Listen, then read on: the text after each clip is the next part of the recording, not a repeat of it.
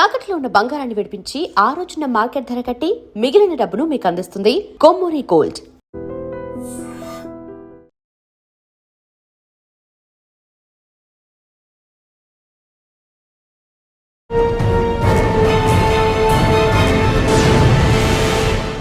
Welcome to crime diaries.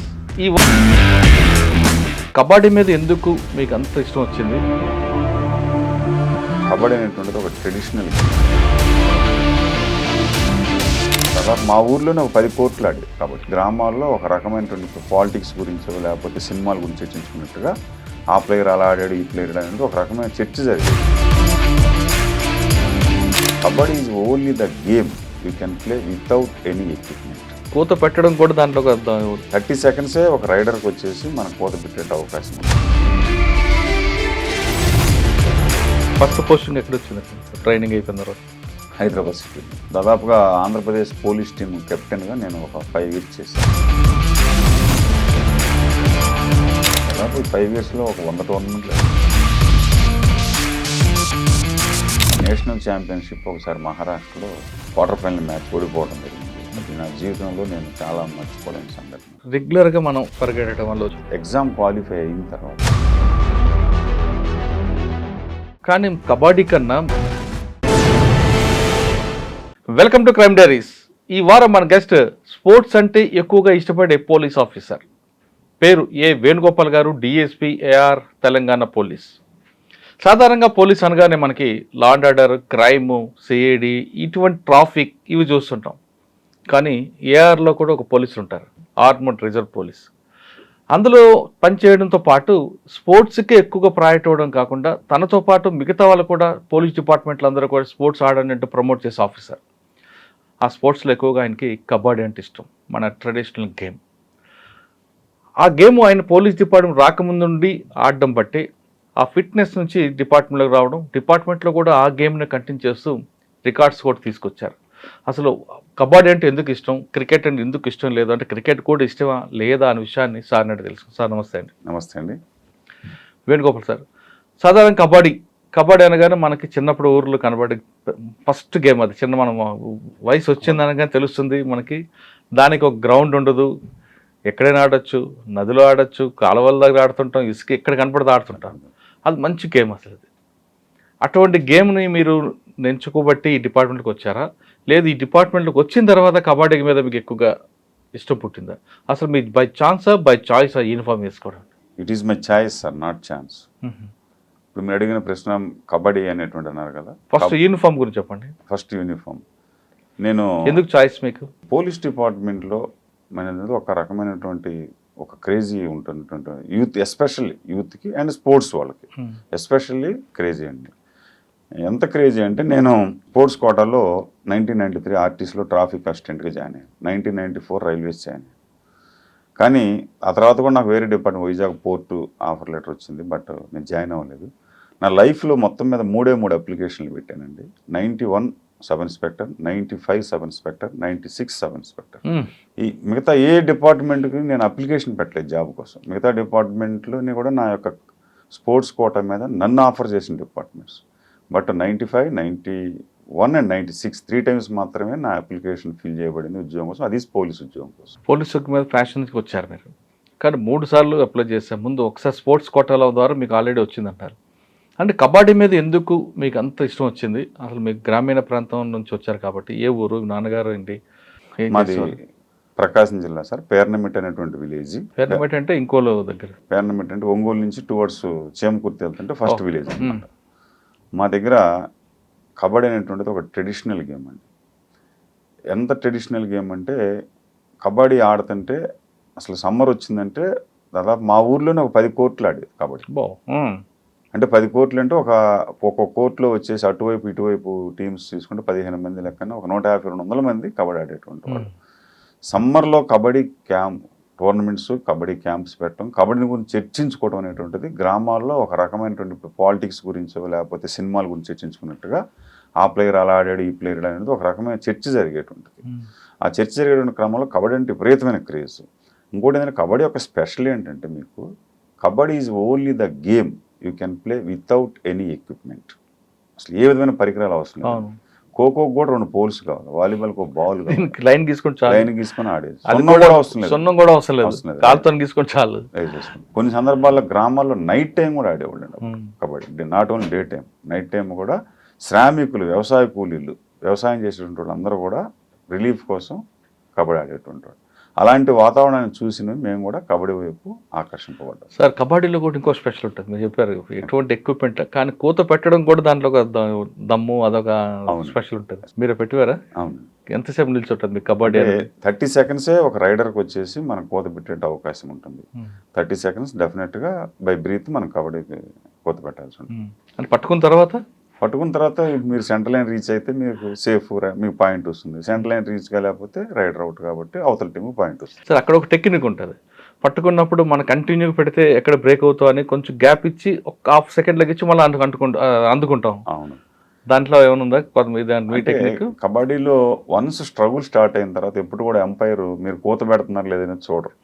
Centre line reach అయ్యేదే లేదా, ఒకటి 3 seconds 2 seconds ఉంటుంది దాని టెన్యూర్. ఈ లోపల రైడర్ సెంటర్ లైన్ రీచ్ అయితే ఓకే. అక్కడ కోత అనేటువంటిది పెద్ద అంత ప్రయారిటీ ఉన్నటువంటి అంశం కాదు. ఓకే, లోపల మీరు వెళ్ళిన తర్వాత కాళ్ళు ఎంత, లెగ్ హైట్ ఎంతవరకు లేపుతుంటారండి? అంటే దానికి ఒక సిస్టమ్ అంటూ ఇదేంటూ ఏం లేదండి. Minimum fastness. ఇప్పుడు డిఫెన్స్లో 7 మంది ప్లేయర్స్ ఉంటారు. ఈ 7 మందికి మీరు వాళ్ళ జోన్లోకి మీరు వెళ్లకుండా మీరు సేఫ్ జోన్లో ఉండి ఫాస్ట్నెస్గా ఎవరినో టచ్ చేసి సెంటర్ లైన్ రీచ్ అవటం, అది మెయిన్ టెక్నిక్ సంబంధించిన అంశం. ఆ టెక్నిక్ని మీరు మామూలు చెప్పారు కానీ ఒకసారి డీటెయిల్గా ఎక్స్ప్లెయిన్ చేయండి. మనం కోత పెట్టి లోపలికి వెళ్ళినప్పుడు టార్గెట్ రీచ్ అవ్వడానికి, వికెట్ పడడానికి దాన్ని ఎలాగ మనం యూ షేప్ తీసుకొని రావాలి? వాళ్ళని అటెన్షన్ డైవర్షన్ చేయాలా, డైరెక్ట్గా మన టార్గెట్ని కొట్టాలి? ఇక్కడ 2 అంశాలు ఉంటాయండి. ఒకటి రైడరు, 2 డిఫెన్సర్. ఒక రైడర్ అనేటువంటి వాడు ఎంత సక్సెస్ఫుల్గా ఆడేటువంటి అంశం ఎలా ఉంటుందంటే, రైడర్ తన బాడీలో ఉన్నటువంటి ఫ్లెక్సిబిలిటీని మ్యాక్సిమం ఆడాలి. అంటే డిఫెన్సర్ కంటే మీరు దూరంగా ఉండి మీరు డిఫెన్సర్ మీద టచ్ చేయాలి. లేదంటే డిఫెన్సర్ వస్తున్నారు అని తెలిసి మీరు సెంటర్ లైన్ రీచ్ అవ్వటం ఫాస్ట్నెస్. ఇది రైడర్ యొక్క ఎబిలిటీ మీద ఆధారపడి ఉంటుంది. అంటే నీ యొక్క బాడీలో ఉన్నటువంటి ప్రతి పార్ట్ని కూడా విజువల్ కానీ, అవేర్నెస్ కానీ, స్ట్రెచ్చింగ్ కానీ వాడి రైడర్ సక్సెస్ రేట్ ఉంటుంది. వేరేజ్ డిఫెన్సర్ అనేటువంటి వాడు పేషెన్సీ లెవెల్స్, అట్లానే గ్రౌండ్ని మొత్తాన్ని వాడాలి డిఫెన్సర్ అనేటువంటి. అంటే మ్యాక్సిమం ఎండ్ లైన్ కూడా ఉండి రైడర్ వచ్చేంత వరకు వెయిట్ చేయాలి. అంటే ఒక రైడర్ తన బాడీని ఎక్కువగా వాడితే డిఫెన్సర్ అనేటువంటి వాడు కోర్ట్ మెజర్మెంట్స్ని ఎక్కువగా వాడుకోవాలి. అండ్ టైం మేనేజ్మెంట్ని, పేషెన్స్ లెవెల్ ఇంపార్టెంట్. కానీ ఒక్కొక్కసారి మన టార్గెట్ అందులో 7 ఉన్నారనుకోండి, 7లో వేణుగోపాల్ లాంటి వ్యక్తి ఎక్కువ సేపు ఉంటే ఆ మ్యాచ్కి ఇబ్బంది అనుకున్నప్పుడు ఆయన్నే టార్గెట్ పెడతారు. కానీ అవతల వేణుగోపాల్ కెప్టెన్ ఏం చేస్తారంటే మధ్యలో పెట్టుకుని సైడ్ పెడతారు. అది ఆటలో అదొక టాక్టిక్స్ ఉంటుంది. అటుంటప్పుడు ఎలా చేయాలి? అంటే యాక్చువల్గా రైడర్ అనేటువంటి వాడు పొజిషన్లో ఉండదు. మామూలుగా కబడ్డీలో left corner, right corner, right centre, left centre, 4 defence positions. ఈ 4 పొజిషన్స్లో కూడా రైడర్ అనేటువంటి వాడు ఉండడు. మిగతా రిమైనింగ్ ఇన్నర్స్ కానీ, సెంటర్లో సెంటర్ ఈ 3 చోట్ల మాత్రమే రైడర్ ఉంటాడు. అంటే ఇతను ఒకవేళ అవతల రైడర్ వచ్చినప్పుడు మనం టచ్ చేసి వెళ్ళినా, లేకపోతే మనం కొట్టిన షాట్ లూజ్ అయిపోయి రైడర్ రీచ్ అయినా కానీ మన వైపున రైడర్ అనేటువంటి వాడు సేఫ్ జోన్లో ఉంటాడు అన్నమాట. అది అందువల్ల డిఫెన్స్ రైడింగ్ అనేటువంటి వాడు ఇన్నర్ పొజిషన్లో ఎక్కువ ఉంటాడు. సరే, కబడ్డీలో మీరు చిన్నప్పుడు ఎన్ని మ్యాచ్లు ఆడి ఉంటారు? నేను from my 10th class onwards నుంచి నేను కబడ్డీ స్టార్ట్ చేశాను.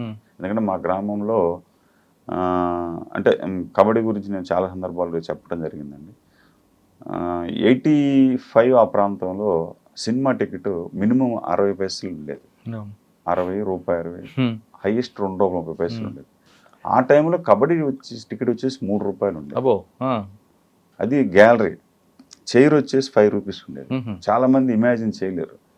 ప్రకాశం జిల్లాలో కబడ్డీకి అంత క్రేజ్ ఉండేది. ప్రకాశం జిల్లాలో అదర్ దాన్ సినిమా టికెట్ పెట్టి చూసేటువంటి 2 అంశాలు రెండే. ఒకటి డివి సుబ్బారావు హరిశ్చంద్ర నాటకం, 2 వచ్చేసి kabaddi. That is called chedugudu. అంత క్రేజ్ ఉండేదండి మనకి గేమ్ మీద వచ్చేసి. అంటే ఇప్పుడండి ఎక్కువగా గేమ్స్ పెడుతుంటారు సమ్మర్ సీజన్లో ఫ్లడ్ లైట్లు అని పెట్టుకుని, ఫ్లడ్ లైట్లు పెట్టేసేసి. ప్రకాశం జిల్లాలో మరి పాటలు, రికార్డింగ్ డాన్స్లు కూడా ఫేమస్ ఉంటాయి కదా, అప్పుడు పెడుతుంటారా? అవి వేరండి, తిరణాలు అవి వేరు, అది వేరు. ఇక్కడ ఏంటంటే ప్రతి గ్రామంలో కూడా ఒక ట్రెడిషనల్గా ఒక యూత్ ఉంటుందండి. ఆ యూత్ ఏంటంటే సమ్మర్లో ఇప్పుడు కూడా స్టిల్ గోయింగ్ ఆన్.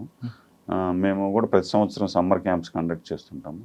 ఏదైతే యూత్ ఉన్నారో వాళ్ళు మన బ్యాడ్ హ్యాబిట్స్ జోలికి వెళ్లకుండా జోదం కానీ లేకపోతే గంజా ఇటువంటి దూరంగా ఉండటం కోసం ప్రతి గ్రామంలో కూడా మన ప్రకాశం జిల్లా కబడ్డీ అసోసియేషన్ వాళ్ళు పీఈటీ అసోసియేషన్ కూడా క్యాంప్స్ కండక్ట్ చేసి కొంతమందిని ఇటువైపు తీసుకొస్తుంటారు. మీరు 10th క్లాస్ నుంచి అంటే డిగ్రీ వరకు అక్కడ ఒంగోలు అంటే చదువుంటారు, అంటే ఒంగోలు వరకు అదే వాడుతూనే ఉన్నారా డిగ్రీ వరకు? డిగ్రీ వరకు ఆడుతున్నాను. నా 10th క్లాస్ వచ్చేసి బివి సుబ్బయ్య హై స్కూల్ పేర్నమెట్లో జరిగింది. తర్వాత ఇంటర్మీడియట్ వచ్చేసి ఆంధ్రకేశ్వర విద్యా కేంద్రం ఒంగోలు. డిగ్రీ వచ్చేసి మంగమ్మ కాలేజ్ అండి.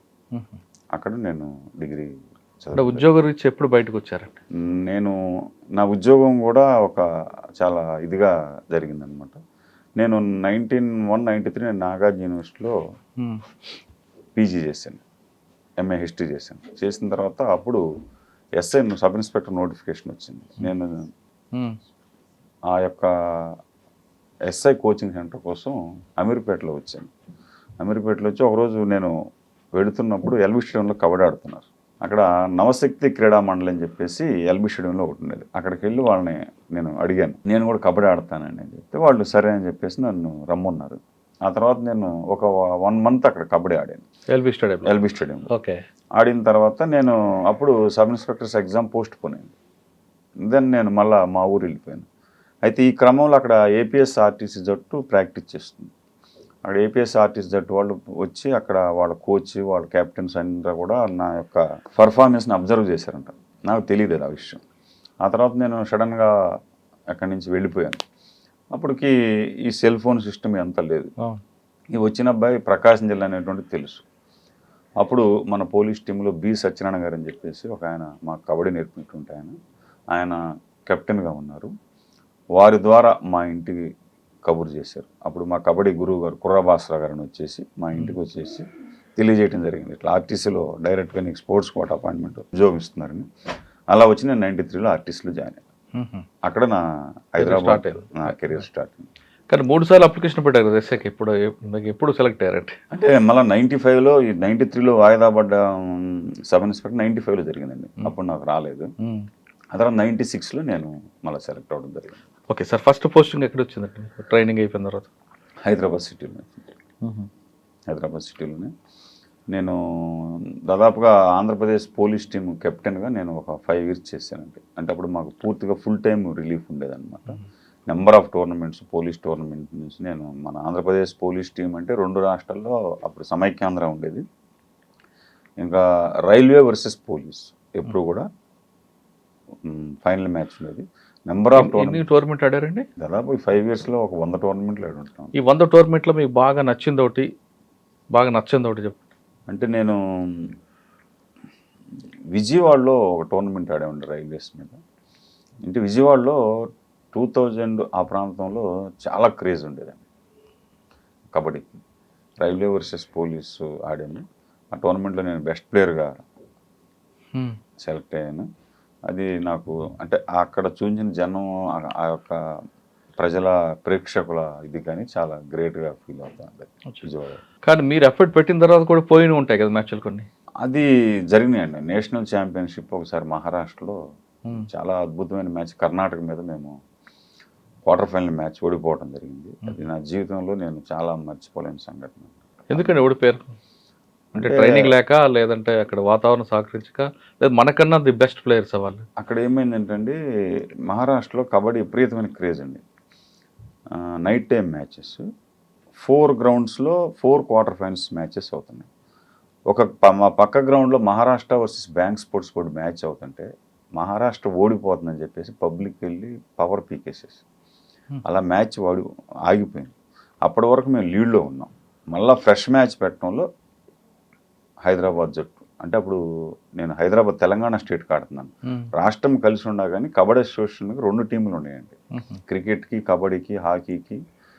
ఎందుకంటే ఆంధ్రప్రదేశ్ రాష్ట్రం ఏర్పడక ముందు నుంచి కూడా కబడ్డీ ఉంది. అందుకని చెప్పేసి తెలంగాణ జట్టు వేరుండేది, ఆంధ్ర జట్టు వేరుండేది. మళ్ళీ కండక్ట్ చేసాక కూడా ఓడిపోయిందా? సెకండ్ టైం మేము ఓడిపోయాం. ఫస్ట్ టైం అయితే జగదీప్ దగ్గరికి వచ్చేసాము, అది నేరులో 2 pointsతో ఓడిపోయాం. సెకండ్ టైం అంటే వాళ్ళు పవర్ తీస్తారు అక్కడ. Maharashtra versus bank sport board అవుతుందని చెప్పేసి, మహారాష్ట్ర మీద బ్యాంక్ స్పోర్ట్ బాగా లీడ్ అవుతుందని చెప్పేసి అది తీసేసారు. ఆ ఎఫెక్ట్ మా మీద కూడా పడింది. ఓకే, 30 సంవత్సరాల సర్వీస్లో మీరు ఆర్ఐ ఫస్ట్ ఎస్ఐ అనుకుంటా, తర్వాత ఆర్ఐ అనుకుంటా. అవును అవునండి. ఆర్ఎస్ఐ, తర్వాత ఆర్ఐ ఉంటారు. ఇప్పుడు తర్వాత డిఎస్పీ. టీఎస్పై ఇన్ఫోసిస్ సర్వీస్లో ఒక్కొక్క స్టేజ్లో మీకు బాగా నచ్చిన సంగతి చెప్పండి. యాక్చువల్గా నేను కొన్ని రోజులు ట్రాఫిక్ విభాగంలో పనిచేశానండి. బేగంపేటలో పనిచేసిన. ఆర్ఎస్ఐకి ఎక్కడ పనిచేస్తారు? ట్రాఫిక్ విభాగంలో పనిచేస్తాను. అక్కడ బేగంపేట హైదరాబాద్ పబ్లిక్ స్కూల్ ఉంది కదండి, అక్కడ 1.5 year నేను పనిచేశాను. ఉదయాన్నే స్కూల్ పిల్లలకి వచ్చి మేము అక్కడ ఉదయం బిఫోర్ అంటే 8 o'clock కల్లా అక్కడ మేము డ్యూటీలో ఉండేటువంటి వాళ్ళం. ఆ స్కూల్ పిల్లలు మనం వాళ్ళని ఇన్ టైంలో ఆ గేమ్ వాళ్ళు స్కూల్కి వెళ్ళేటప్పుడు మన డ్యూటీ చేస్తున్నప్పుడు పేరెంట్స్ వచ్చి తీసుకొచ్చి వదిలిపెట్టిపోయేటువంటి వాళ్ళు, తర్వాత పేరెంట్స్ వచ్చి కొద్దిసేపు మాట్లాడేవాళ్ళు. అంటే అప్పుడు ఆ టైం అంత ఎర్లీగా డ్యూటీకి అవర్స్కి వచ్చేసి నిలబడటం ఉంటుంది. పేరెంట్స్ నుంచి మంచి స్పందన వచ్చేది. అదే నేను మళ్ళీ 2005లో ఇక్కడ జూబ్లీస్లో పనిచేశానండి ట్రాఫిక్ ఎస్ఐగా. అప్పుడు భారతీయ విద్యాభవనం దగ్గర చేశాను సేమ్. పిల్లలతోటి పేరెంట్స్ కొన్ని సందర్భాల్లో పేరెంట్స్ పిల్లల్ని తీసుకొచ్చి మాతో కలిసి మాట్లాడిపించడం, ఏదన్నా వాళ్ళ పుట్టినరోజు ఉందని చెప్పి తీసుకొచ్చి ఆ రోజు మాతో పాటు స్టాఫ్ ఉండేటువంటి వారు ఒక చాక్లెట్ ఇవ్వటం, లేకపోతే అంటే దే ఫీల్ దట్ వాళ్ళ ఫ్యామిలీ మెంబర్ లాగా ట్రీట్ చేయడం అనేటువంటిది మాకు అది నాకు బాగా. సార్ ఆ టైంలో పిల్లలకి ట్రాఫిక్ మీద అవేర్నెస్ తీసుకురావడం, ట్రాఫిక్ ఎలా జరుగుతుంది, ట్రాఫిక్ ఇబ్బందులు ఏంటి, అవేం నేర్పారా?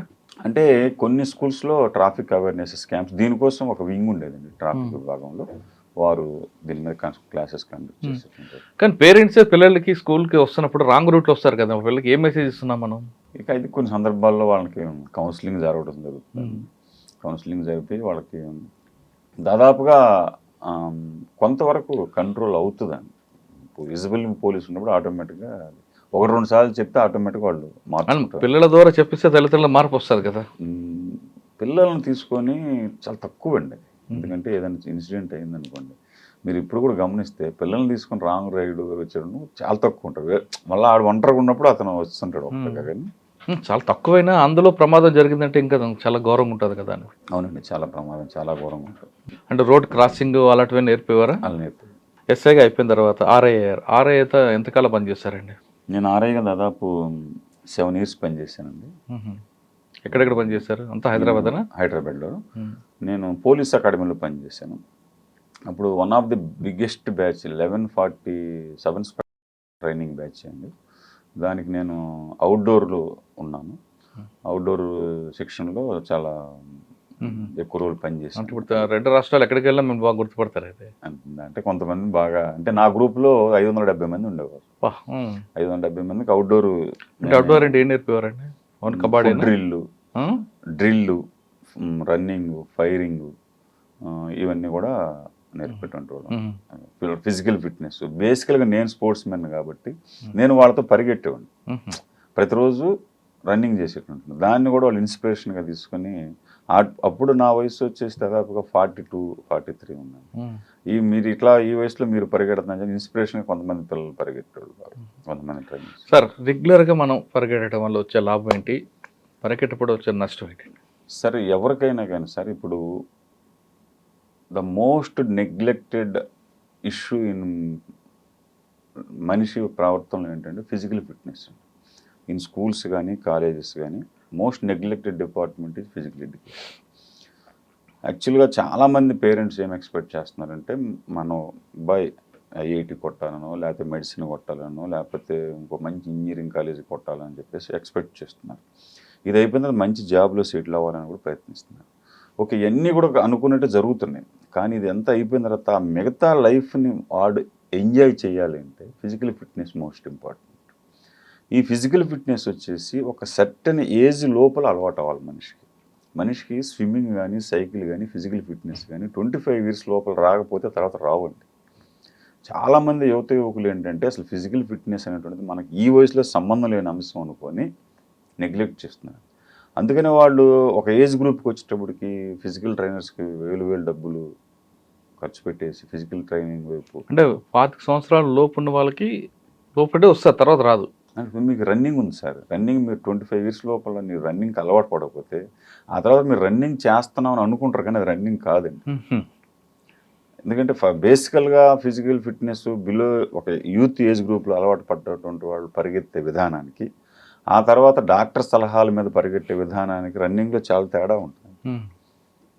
అది మీరు గమనించవచ్చు. ఎలా చెప్పండి, రెండింటికి ఎగ్జాంపుల్ ఏంటి? ఎగ్జాంపుల్ ఏంటంటే ఒక ఫిజికల్ ఫిట్నెస్ అలవాటు అయినటువంటి వ్యక్తి ఈ start running with slowly, body heat అయిన తర్వాత అతను చాలా క్యాజువల్గా, అంటే మీకు టోస్ మీద రన్ చేస్తుంటాడు. At the age of 40 years age గ్రూప్లో కూడా కొత్తగా ఎవరైతే బై ఫోర్స్ ఫిజికల్ ట్రైనర్ ద్వారా అలవాటు అవుతారో వాళ్ళు చాలా బలంగా పరిగెడుతుంటారు. Simple logic. ఇంకొకటి ఏంటంటే చాలామంది యూత్ కూడా ఏంటంటే ఓన్లీ వెయిట్స్ చేసేయటం, బాడీ పెంచాలి, మజిల్స్ చూపించాలనేటువంటి it is very wrong concept. ఇప్పుడు మీకు రన్నింగ్ అనేటువంటిది సర్వరోగ నివారణ. రన్నింగ్ అనే దానికి చేస్తే మీకు చాలా వరకు కూడా బాడీ పెంచుతున్నది ఇన్బిల్డ్, బయటకు చూపించడం కోసం, ఇతరుల కోసం. కానీ రన్నింగ్ అనేది మన కోసం. సార్ ఇప్పుడు 25 సంవత్సరాల ముందు నేర్చుకున్నాం అనుకోండి, తర్వాత 20 సంవత్సరాల తర్వాత పరిగెట్టాలంటే ముందు మీరు స్లోగా పరిగెట్టేదారు, బాడీ హీట్ అయ్యాక స్పీడ్ పెంచాలి. మామూలు కొంతమంది ముందే స్పీడ్కి పరిగెడుతారు. తర్వాత మీకు వామప్, వామ్ డౌన్ రెండు చాలా ఇంపార్టెంట్. మీరు అయిపోయిన తర్వాత మీ యొక్క రన్నింగ్ అయిపోయింది, మళ్ళీ వామ్ డౌన్, స్ట్రెచ్చింగ్ ఎక్సర్సైజెస్ కానీ బాడీ రికవరీ, వామ్ డౌన్ అది చాలా ఇంపార్టెంట్. చాలామంది అది చేయరండి. మనకు 20 minutes టైం ఉందని చెప్పేసి టక్ 20 minutes పరిగెట్టేసేసి వెళ్ళిపోతారు. దానివల్ల ఏంటంటే మళ్ళీ నెక్స్ట్ ఇప్పుడు అటు నేను బిలో 25 మాట్లాడదాం.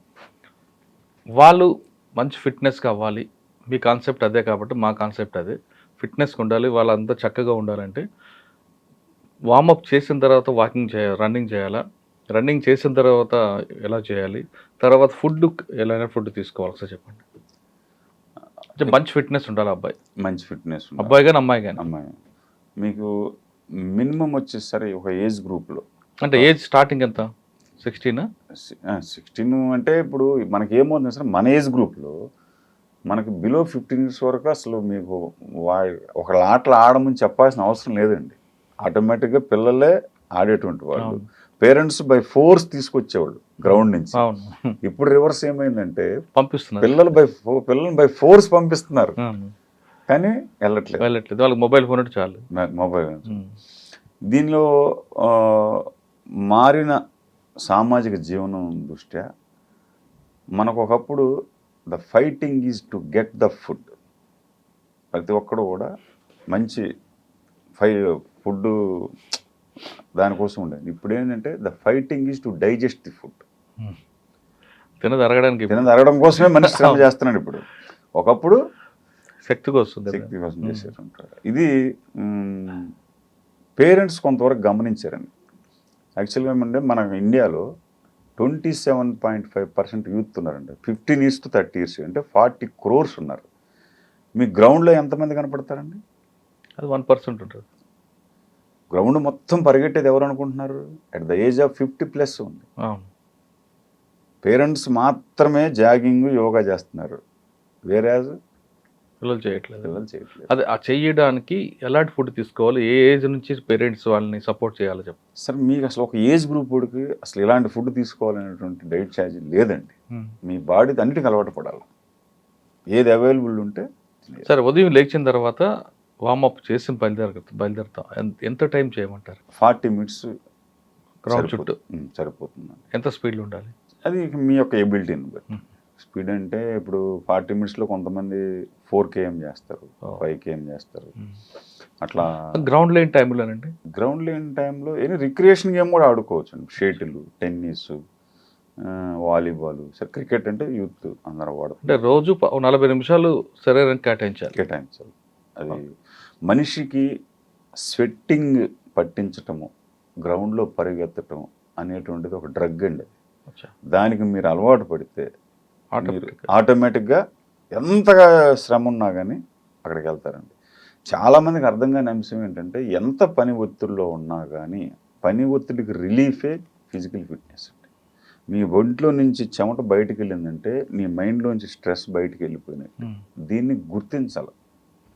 అంటే చెమట వచ్చేలా పరిగెట్టడం కానీ ఏదో ఒక యాక్టివిటీ. కానీ మా వాళ్ళు కొంతమంది మెల్లిగా నడుస్తూ చేతిలో వాటర్ బాటిల్, ఒక చేతిలో నాప్కిన్ పట్టుకుని చేస్తుంటారండి. అది కాదండి. అట్లీస్ట్ బ్రిస్క్ వాకింగ్ అయినా చేయాలి. దీంతో పాటుగా అండి నేను చాలా వరకు గత 15 సంవత్సరాలతో పోల్చుకుంటే పేరెంట్స్కి ఇప్పుడు యాటిట్యూడ్ మారిందండి. మళ్ళీ మై అపీల్ ఏంటంటే పేరెంట్స్, ఆల్ ద పేరెంట్స్, చాలామంది పేరెంట్స్ వాళ్ళ పిల్లవాడిని గ్రౌండ్కి పంపిస్తే మనం ఎన్నో నేషనల్ గేమ్స్ పంపించడానికి ప్రయత్నిస్తున్నట్టు, ఏషియన్ గేమ్స్ పంపిస్తున్నట్టు, ఒలింపిక్స్కు సిద్ధం చేస్తున్నట్టు కాదండి. అది చాలామంది పేరెంట్స్ ఏమంటారంటే గ్రౌండ్ పంపింటే మనం ఏమన్నా మావాడేమైనా ఏషియన్ గేమ్స్ పోవాలంటారు. ఇట్ ఈస్ రాంగ్ కాన్సెప్ట్ అండి. మీ అబ్బాయి గ్రౌండ్ పోవటం, మీ అబ్బాయి ఫిజికల్ ఫిట్నెస్ చేయటం అనేటువంటిది అతనికి సంబంధించిన అతని యొక్క సంరక్షణ కోసం అనే విషయం పేరెంట్ గమనించాలండి. ఎందుకంటే ఒక ఆరోగ్యవంతమైన వ్యక్తి, ఆరోగ్యవంతమైన కుటుంబం, ఆరోగ్యవంతమైన సమాజం, ఆరోగ్యవంతమైన దేశం మాత్రమే ఈ దేశ అభివృద్ధిలో పాల్పంచు. కానీ ఇప్పుడున్న పరిస్థితి గ్రౌండ్ కూడా కరువైపోయాయి కదండి, కాంక్రీట్ జంగిల్లో. అదేం లేదండి, గ్రౌండ్స్ ఎత్తితే మీకు గ్రౌండ్స్ లేకుండా ఏం లేవు. ఒకవేళ గ్రౌండే లేదనుకోండి, ఇంట్లో ట్రెడ్మిల్ చేయొచ్చా? బ్రహ్మాండంగా చేయొచ్చు, ట్రెడ్మిల్ చేయొచ్చు. కానీ దాంట్లో కూడా స్వెట్ రావాలి. కానీ ట్రెడ్మిల్ కంటే కూడా ఏంటంటే మీకు బయట ఫ్రీ ఎయిర్ ఉన్న దగ్గరికి వెళ్తే మీకు ఎక్కువగా ఇది ఉంటుంది. సార్ 40 నిమిషాలు శరీరానికి పని చెప్పిన తర్వాత మనం తర్వాత ఏం చేయాలి? ఫుడ్ ఏం చేయాలి? కొంతమంది వెంటనే వాటర్ తాగేస్తారు, కొంతమంది మిల్క్ తాగి రెస్ట్ తీసుకుంటారు, పడుకుని పోతుంటారు. అది ఏమవుతుందంటే కొంతమంది ఏం చేస్తారంటే బాగా పరిగెట్టేసి అది వామ్ డౌన్ అవ్వకముందే మళ్ళీ కారులోకి వచ్చి సడన్గా ఏసీ వేసేస్తారు. ఇది రాంగ్ కాన్సెప్ట్ అండి. అట్లా చేయకూడదు. మీ బాడీ మళ్ళీ మామూలు నార్మల్ స్థాయికి రావాలి. అప్పుడు మాత్రమే మీరు మళ్ళీ దీంట్లో చేసి వచ్చేది. ఇది సేమ్ కొంతమంది కూల్ వాటర్ తాగేస్తారు, అది కూడా అవాయిడ్ చేయాలి. కొంచెం మామూలు నార్మల్ హీట్కి వచ్చిన తర్వాత మాత్రమే మీరు చేయాలి. అంతేగాని వెంటనే పరిగెట్టి వచ్చి చెమట వస్తుందని ఏసీలో కూర్చోవడం కాదు, కూల్ డ్రింక్ తాగడం, ఫ్రూట్ జ్యూస్లు తాగడం, అది రాంగ్. మీరు గ్రౌండ్కి పోసిన తర్వాత బాగా రూమ్ హీట్లో ఉండేటువంటి వెదర్లో ఉండటానికి మినిమం ప్రయత్నించాలి. వాటర్ కూడా నార్మల్ వాటర్ తీసుకోవాలి. స్పోర్ట్స్ నుంచి మనం మళ్ళీ ఒకసారి మన ప్రొఫెషన్లోకి వద్దామండి. ఆర్ఐ తర్వాత మీకు ఎప్పుడు ప్రమోషన్ వచ్చింది? 2018లో వచ్చింది. 2008 డిఎస్పీ, 2026. ఈ మధ్యకాలంలో మీకు బాగా గుర్తుండిపోయిన ప్రొఫెషనల్లో ఉన్నాయి? అంటే నేను ఇక్కడ డీజీపీ ఆఫీస్లో పనిచేస్తున్నానండి. అంటే టోటల్గా మేము ఎక్కువ లాండాడ రూట్లో ఉన్నాం కాబట్టి మేము అంత ఎక్కువ స్పోర్ట్స్ మీద కొట్ట వెళ్తుంటారా సార్? స్పోర్ట్స్లో అంటే నేనంటే బేసికల్గా నేను ఎందుకంటే అండి ఇప్పుడు నేను ఒక సాధారణ గ్రామీణ క్రీడాకారుడుగా ఈరోజు మీ ముందుకు వచ్చేసి యూనిఫామ్లో మాట్లాడుతున్నామంటే నాకు కొంతమంది హెల్ప్ చేశారండి వాళ్ళ సొంత డబ్బులతో. ఆ రోజు ఉన్నటువంటి ప్రకాశం జిల్లా కబడ్డీ అసోసియేషన్ సెక్రటరీ కుర్రా భాస్కర్రావు గారు, మా కోచ్ సూర్యదేవర నాగేశ్వరరావు గారు, ఆ తర్వాత ఆర్టిస్ట్లో వచ్చేసి యాదయ్య గారని, జగదీశ్వర్ యాదవ్ గారని, వీళ్ళందరూ కూడా మాకు చాలా హెల్ప్ చేసి ఈరోజు మేము ఎక్కడ ఉండడానికి వాళ్ళు హెల్ప్ చేశారు. అదే పరిస్థితుల్లో మేము కూడా నా వంతు కృషిగా మేము every year summer coaching camps పెడతాం ప్రకాశం జిల్లాలో. ఫ్రమ్ లాస్ట్ 17 years నుంచి మేము సమ్మర్ కోచింగ్ క్యాంప్స్ పెట్టి యూత్ని మేము క్రీడల వైపు మళ్ళిస్తున్నాం. మాకు ప్రకాశం జిల్లాలో చిన్నగంజాం అనే ఒక విలేజ్లో ఒక క్లబ్ ఉంది. అక్కడ గిరిబాబు అని చెప్పేసి ఒక ఇంటర్నేషనల్ ప్లేయరు దాన్ని రన్ చేస్తుంటాడు. ఆ క్లబ్ నుంచి నియర్లీ ఒక 30 నుంచి 40 మంది గవర్నమెంట్ ఎంప్లాయీస్ కబడ్డీ ద్వారా ఇన్కమ్ ట్యాక్స్, రైల్వేసు, పోలీసు, తర్వాత మన ఆర్మీ సర్వీసెస్లో. కానీ స్పోర్ట్స్ కోట ఎంత ఉంటుందండి? స్పోర్ట్స్ కోట ప్రజెంట్ తెలంగాణ రాష్ట్రంలో 2% ఉందండి. అది వేరే ఆంధ్రాలో మాకు 3% ఇచ్చారు. ఆంధ్రాలో ఈ మధ్య 3% కూడా వితౌట్ ఎగ్జామ్ ఇచ్చారు. ఇక్కడ తెలంగాణలో 2% all government department sports quota applicable. కానీ ఒక స్పోర్ట్స్ కోటాలో మనం ఎలిజిబుల్ అవ్వాలంటే ఏం చేయాలి? మీరు ఫస్ట్ ఆఫ్ ఆల్ ఆ ఎగ్జామ్ క్వాలిఫై అవ్వాలి. ఎగ్జామ్ క్వాలిఫై అయిన తర్వాత స్పోర్ట్స్ ప్రయారిటీలో ఒక అతను ఇండియాకి రిప్రజెంట్ చేసిన అతను వచ్చాడు, ఫస్ట్ ప్రయారిటీ అతనికి ఇస్తారు. ఆ తర్వాత స్టేట్కి రిప్రజెంట్ చేసాడు అతనికి ఇస్తారు. అట్లా ప్రయారిటీ ఇచ్చుకుంటారు. సార్ మీరు 30 సంవత్సరాల నుంచి డిపార్ట్మెంట్లో అంతకుముందు కబడ్డీ మీద ఎక్కువ ఫోకస్ ఉంది. కానీ కబడ్డీ కన్నా మనకి క్రికెట్ మీద ఎక్కువ ఇంట్రెస్ట్ చూపిస్తుంటారు. అప్పుడు బాధ అనిపించదు, అరే మన ట్రెడిషనల్ గేమ్ ఇది కదా అని? అసలు క్రికెట్ అనేటువంటిది, ఆ క్రీడ అనేటువంటి దాంట్లో మిగతా క్రీడలు పోటీ పడకూడదండి. ఎందుకంటే it is different because of commercial game, విపరీతమైన వైడ్ పబ్లిసిటీ ఉంది దానికి. అందుకని ఏ క్రీడ కూడా కబడ్డీ క్రికెట్తో పోటీ పడకూడదు. అదర్ దాన్ క్రికెట్ మేము చెప్తే కబడ్డీ ఈజ్ చాలా టాప్ లెవెల్లో ఉందండి. ఫర్ ఎగ్జాంపుల్ ఇప్పుడు ప్రో కబడ్డీ నడుస్తుందండి. ప్రో కబడ్డీలో మొన్న ఫైనల్ మ్యాచ్ చూసిన ఆడియన్స్ సంఖ్య మీరు ఇమాజిన్ చేయగలరా? 2.5 crore అండి. 2.5 crore మన 14 సీజన్లు చూసింది. మీకు ఇండియాలో వరల్డ్ కప్ ఫుట్బాల్ చూసిన దానికంటే కూడా ఈ సంఖ్య ఎక్కువ. కానీ ప్రో కబడ్డీకి ఒకప్పుడు కార్పొరేట్ వాళ్ళందరూ కూడా స్పాన్సర్స్ వచ్చేవారు. ఇప్పుడు క్రమేపీ తగ్గిపోవడానికి కారణం ఏంటంటే? తగ్గలేదండి. ఈరోజు ప్రో కబడ్డీ యొక్క వాల్యూ 200 crores అండి, ఒక జట్టు value. They started with 2 crores. అంటే ఒక 10 yearsలో 100 times పెరిగింది. ఈరోజు ఎవరైనా మీరు జట్టు కావాలి, ఒక జట్టు కావాలని ఎవరన్నా మీరు కనుక అడిగితే మీరు ఎవరైనా వదులుకుంటానంటే 200 crores అడుగుతున్నారు. అందుకని మన కార్పొరేట్ అంటే క్రికెట్ అంత కాకపోయినా ఉందంటారు. డెఫినెట్ క్రికెట్తో పోల్చుకోకూడదు సార్. క్రికెట్ అనేది అసలు అది డిఫరెంట్ సార్. కబడ్డీని మేము ఎందుకు హ్యాపీ ఫీల్ అవుతామంటే, ఇప్పుడు టెన్నిస్ కానివ్వండి, షటిల్ కానివ్వండి, లేకపోతే అదర్ ఫుట్బాల్ కానీ, ఇవన్నీ కూడా ఇండియాలో చూస్తున్నారు. ఈ గేమ్స్ అన్నీ కూడా ఇతర దేశాల నుంచి మన దగ్గరికి వచ్చినాయి. Kabaddi is only the game, భారత ఆరిజిన్ గేము. మిగతా దేశాల్లో కూడా చూస్తున్నారు సార్.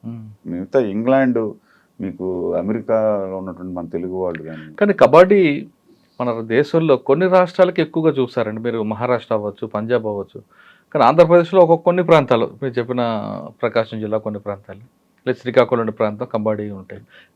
కొన్ని ప్రాంతాలు ఎందుకు దానికి అసలు audience comparing to so many గేమ్స్తో పోల్చుకుంటే అసలు ఆడియన్స్ కబడ్డీకి చాలా ఎక్కువ అండి. మీరు ఎక్కడైనా కబడ్డీ ఆడుతుంటే గ్రౌండ్ బోసిపోవటం మీరు చూసారా? ఉండదు. కానీ కొన్ని ప్రాంతాలు ఎక్కువ ప్రయారిటీ ఇవ్వరు ఎందుకండి? అదేం లేదు సార్. అంటే ప్రయారిటీ మీన్స్ అక్కడ దానికి పబ్లిసిటీ ఉండకపోవచ్చు, లేకపోతే కొన్ని పబ్లిసిటీ గురించి కాదు. ఇప్పుడు మీరు చెప్పారు చిన్నగంజాం, ప్రకాశం జిల్లా కానీ, లేదా శ్రీకాకుళంలో పెద్దపాడన ఒక గ్రామం ఉంటుంది అక్కడ కానీ, మహారాష్ట్రలో సాంత్రా ఆ ప్రాంతం కావచ్చు, లేదా పంజాబ్లో ఇంకొక ప్రాంతం కావచ్చు. చిన్నప్పటి నుంచి వాళ్ళ తాతలు మనవాళ్ళని తీసుకెళ్ళి గ్రౌండ్లో పెట్టడం అంటే అప్పటి నుంచి అలవాటు చేస్తుంటారు. ఆ కల్చర్ కొన్ని ప్రాంతాల్లో ఉండదు. కొంచెం తక్కువ అంటే నా దేశంలో కేరళలో కొంచెం తక్కువ అండి, నార్త్ ఈస్ట్లో తక్కువ. కేరళలో వాలీబాల్, ఫుట్బాల్ ఎక్కువ చూపిస్తారు. గోవా ఉంది ఫుట్బాల్, గోవా అక్కడే అంతే. ఇప్పుడు మన తెలుగు రాష్ట్రాల్లో సార్, మన తెలుగు 2 రాష్ట్రాల అధికారిక క్రీడ ఏదనుకుంటున్నారు మీరు? కబడ్డీ. కబడ్డీ అధికారిక క్రీడ,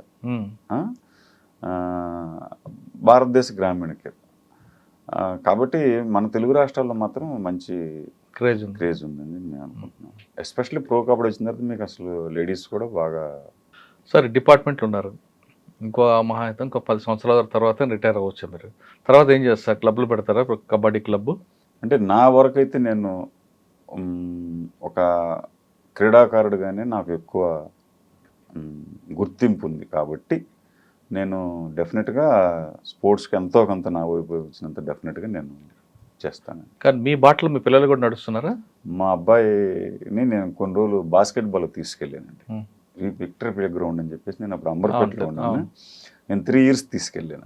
3 years తీసుకెళ్తే అక్కడ బాగానే ఆడాడు. ఆ తర్వాత ఇంటర్మీడియట్ జాయిన్ అయిన తర్వాత మా అబ్బాయి నారాయణ కాలేజ్ జాయిన్ అయ్యాడు. ఇంటర్మీడియట్ అడ్జస్ట్ కాదు టైం. ఆ తర్వాత మా అబ్బాయికి ఐఐటీలో సీట్ రావడంతో క్యాంపస్లో ఆడాడు, కానీ షటిల్ రిక్రియేషన్ కింద ఆడాడు. కానీ మీరు తీసుకెళ్లారు, ఆయన కానీ వెళ్ళలేదు గ్రౌండ్కి? నేను తీసుకెళ్ళాను. అంటే అతను కూడా ఇంట్రెస్టే. మేము డిపార్ట్మెంట్లో ఉన్నాం కాబట్టి ప్రతి హాలిడే రోజు కూడా డెఫినెట్గా మా అంబర్పేట గ్రౌండ్కి తీసుకెళ్ళేవాడు. అట్లా అలవాటు అయిపోయింది. సార్, ఫైనల్గా చెప్పండి, స్పోర్ట్స్ కోటాలో వచ్చే వాళ్ళకి ఆల్రెడీ మంచి పొజిషన్ ఉందని చెప్తున్నారు, కానీ స్పోర్ట్స్ కోటా రాకుండా డిపార్ట్మెంట్కి వచ్చిన తర్వాత కూడా కొంతమంది స్పోర్ట్స్ మీద ఎక్కువగా ఇంట్రెస్ట్ చూపిస్తుంటారు. అటువంటి వాళ్ళకి మీరు ఇచ్చే మెసేజ్ ఏంటండి? అంటే స్పోర్ట్స్ల మీద ఇంట్రెస్ట్ లేకపోయినా డిపార్ట్మెంట్కి వచ్చి తర్వాత స్పోర్ట్స్ ఇంట్రెస్ట్ పెంచుకోవచ్చా, లేదు కంటిన్యూ అవ్వమంటారా? యాక్చువల్గా ఒకప్పుడుతో పోల్చుకుంటే సార్, పోలీసులు ఇప్పుడు చాలా స్లిమ్గా ఉన్నారు. మీరు గమనించండి, మీకు పోలీసుల్లో ఇప్పటికీ క్రీడల మీద చాలా అవగాహన పెరిగిందండి. ఫిజికల్ ఫిట్నెస్ మీద కూడా అవగాహన పెరిగింది. దానికి కారణం ఏంటంటే మారుతున్న జీవన సరళి. ఒకప్పుడు పోలీసుల్లో చాలా తక్కువ మంది స్పోర్ట్స్ మీట్లో జాయిన్ అయ్యేవాళ్ళు. ఇప్పుడు పోలీస్ స్పోర్ట్స్ మీట్ పెడితే, మొన్న కరీంనగర్లో లాస్ట్ ఇయర్ అయింది, మన తెలంగాణ పోలీస్ శాఖ ఆధ్వర్యంలో. రీసెంట్లీ సైబరాబాద్లో జరిగింది. 3000 members from various units sports మీట్లో పార్టిసిపేట్ చేశారు. పోలీస్ డిపార్ట్మెంట్ కూడా క్రీడల వైపు చాలా బ్రహ్మాండంగా ప్రోత్సహిస్తుంది. మొన్న ఈ మధ్యనే 74వ Mallik memorial all India football police championship అయింది. సీఎం గారు అటెండ్ అయ్యారు. సీఎం గారు చీఫ్ గెస్ట్గా అటెండ్ అవటం కాదండి, సీఎం గారు ఫుట్బాల్ మ్యాచ్ ఆడారు. నేను దీన్ని ఒక క్రీడాకారుడిగా నాకు చాలా గర్వంగా అనిపించింది. ఎందుకంటే ఒక రాష్ట్ర సీఎం గారు ఒక క్రీడల ముగింపుకు వచ్చేది ప్రైజులు ఇచ్చేసి వెళ్ళిపోకుండా జెర్సీ వేసుకొని గ్రౌండ్లో ఆడి ఫిట్నెస్ యొక్క ఆవశ్యకతను పోలీసులతో పాటు రాష్ట్ర ప్రజలందరికీ తెలియజేశారు. ఇది చాలా చాలా గొప్ప విషయం. ఎందుకంటే తద్వారా కొంతమంది అన్నా కానీ యూత్ ఫిట్నెస్ను దృష్టిలో పెట్టుకుని గేమ్స్లోకి రావాలా అనేటువంటిది ఒక మంచి మెసేజ్ చేయడం చెప్పేసి ఒక క్రీడాకారుడిగా నేను హ్యాపీ ఫీల్ అవుతాను. సార్, డిపార్ట్మెంట్లకు రావాలనుకున్న వాళ్ళకి మీరు ఇచ్చే మెసేజ్ ఏంటి? డిపార్ట్మెంట్లో ఫిట్నెస్ మెయింటైన్ చేయండి. తర్వాత ఆటోమేటిక్గా ఇప్పుడు రెగ్యులర్గా ఎంట్రన్స్ ఎగ్జామ్స్ అవుతున్నాయి కాబట్టి బై నోటిఫికేషన్ వచ్చినప్పుడు వాళ్ళు అంటే పోలీస్ డిపార్ట్మెంట్ అనగానే డబ్బులు వస్తాయి అనుకుంటారు కొంతమంది. అది అసలు దాని గురించి మనం ఇప్పుడు అది బ్రహ్మ సార్, అట్లా ఏమి ఉండదండి. అసలు అలా అనుకొని ఎవరు ఉద్యోగంలోకి రారు. పోలీస్ డిపార్ట్మెంట్ అనేటువంటిది చాలా తక్కువ మందికి అది అవకాశం వస్తుంది. అది మనం దాని గురించి అసలు మాట్లాడకూడదు. ఎవరో కూడా ఉద్యోగంలో చేరేటప్పుడు డబ్బులు సంపాదని పోలీసు ఉద్యోగం రానండి. పోలీసు ఉద్యోగం చేయాలనే ప్యాషన్ ఉన్నోడే పోలీసు ఉద్యోగంలోకి వస్తారు. సరే, 30 సంవత్సరాల్లో మీరు ఇండియా తరఫున ఎక్కడ ఆడారా? 95 నుంచి ఇండియన్ క్యాంప్స్లో ఉన్నానండి. 95 శాఫ్ గేమ్స్ క్యాంప్లో ఉన్నాను, 98 ఏషియన్ గేమ్స్ క్యాంప్లో ఉన్నాను, 99 శాఫ్ గేమ్స్ క్యాంప్లో కూడా ఉన్నాను. ఆ తర్వాత 2000లో శ్రీలంకలో జరిగిన 3rd ఏషియన్ కబడ్డీ ఛాంపియన్షిప్లో నేను మన భారతదేశం తరఫున ప్రాతినిధ్యం వహించి బంగారు పథకం చాటించడం జరిగింది. I'm only the person from Andhra Pradesh ఆ టోర్నమెంట్లో నేను పార్టిసిపేట్ చేసింది. అట్లానే పోలీస్ డిపార్ట్మెంట్లోకి వచ్చిన తర్వాత నేను ఇండియాకి రిప్రజెంట్ చేయడం జరిగింది. ఆ సందర్భంగా 2000లో మన ఒలింపిక్ భవనం ప్రారంభోత్సవం సందర్భంగా చంద్రబాబు గారు అప్పుడు సీఎం గారు ఉన్నారు. మాకు best sports man of the year అని చెప్పేసి ఒక 6 మెంబర్స్ని సెలెక్ట్ చేసి దాంట్లో అవార్డు ఇవ్వడం జరిగింది. అందులో నేను కూడా వన్ ఆఫ్ ది పర్సన్. నేను యాక్చువల్గా ఒక క్రీడాకారుడిగా నేను స్టార్ట్ చేసినప్పుడు మామూలుగా సాధారణంగా ప్యాషన్తో స్టార్ట్ చేశాము. ఆ తర్వాత చాలామంది సహాయ సహకారాలతో మా ప్రకాశం జిల్లా కబడ్డీ అసోసియేషన్ భాస్కరరావు గారు కానీ, నాగేశ్వర మాస్టర్ గారు కానీ, అట్లా తెలంగాణ కబడ్డీ అసోసియేషన్ జగదీశ్వర్ యాదవ్ గారు కానీ, ఇంకొక ఆయన బి ప్రభాకర్ రావు గారు ఉన్నారు, బొమ్మదేవి, వాళ్ళందరూ ప్రోత్సాహంతో పోలీస్ డిపార్ట్మెంట్లో అప్పుడు ఫుల్ టైం రిలీఫ్ ఉండేదండి మాకు. వీటన్నిటిని వీళ్ళందరూ సహాయ సహకారంతో నేను దేశానికి ప్రాతినిధ్యం వహించడం జరిగింది. కానీ 30 సంవత్సరాల సర్వీస్లో ఆఫీసర్లు ఎవరు ఎక్కువ సపోర్ట్ చేస్తారండి? ఐపీఎస్లు అందరూ అండి. స్పోర్ట్స్ మ్యాన్ అంటే ప్రతి ఒక్కళ్ళు కూడా ఒక పాజిటివ్ వే ఉంటుంది. ప్రతి ఒక్కళ్ళు కూడా వాళ్ళకి రిలీఫ్ ఇవ్వటంలో కానీ, లేకపోతే స్పోర్ట్స్ మ్యాన్ ప్రోత్సహించడం కానీ, వాళ్ళకి ఏదన్నా రిక్వైర్మెంట్ ఉన్నప్పుడు వాళ్ళకి అంటే ప్రత్యేకంగా ఏ డీజీ కానీ ఎవరు లేరా దీనికి సపోర్ట్? అప్పుడు మేము ఇండియా కానీ హెచ్జే దొరగారు డీజీ గారు ఉన్నారు. ఆయన చాలా ప్రోత్సహించారు. అప్పుడు అంటే నేను ఆడిన పీరియడ్లో హెచ్జే దొరగారు డీజీగా ఉన్నారండి. ఆయన ఆర్టీసీలో కూడా ఎండీగా పనిచేసి స్పోర్ట్స్ మెన్ కోసం ఒక స్పెషల్ రిక్రూట్మెంట్ స్టార్ట్ చేశారు. ఆ కోటాలోనే నేను 93లో ఆర్టీసీలో జాయిన్ అయ్యాను. ఆ తర్వాత మళ్ళీ పోలీసులోకి వచ్చినప్పుడు కూడా సార్ డీజీగా. పోలీస్ ఉద్యోగం చేయాలంటే డబ్బుల కోసం కాదు, దాని పవర్ యూజ్ చేయడం కాదు, ప్యాషన్ ఉన్న వాళ్ళు మాత్రమే డిపార్ట్మెంట్ రండి అంటున్నారు వేణుగోపాల్ గారు. డిపార్ట్మెంట్కి వచ్చిన తర్వాత ముందున్న ఫిట్నెస్తో పాటు ఇక్కడ పోలీస్ డిపార్ట్మెంట్ సమకూరుస్తున్న సదుపాయాలు సమకూర్చుకుంటే ఫిట్నెస్ అనేది మీకు రిటైర్మెంట్ అయిన తర్వాత కూడా చాలా హ్యాపీగా ఉంటారు, చాలా స్లిమ్గా ఉంటారు అంటున్నారు వేణుగోపాల్ గారు. ఇది ఈ వారం వేణుగోపాల్ గారితో ఎక్స్క్లూజివ్ ఇంటర్వ్యూ. వచ్చేవారు మరో గెస్ట్తో మళ్ళీ కలుద్దాం. అంతవరకు నమస్తే. థ్యాంక్ యూ అండి. Thank you very much.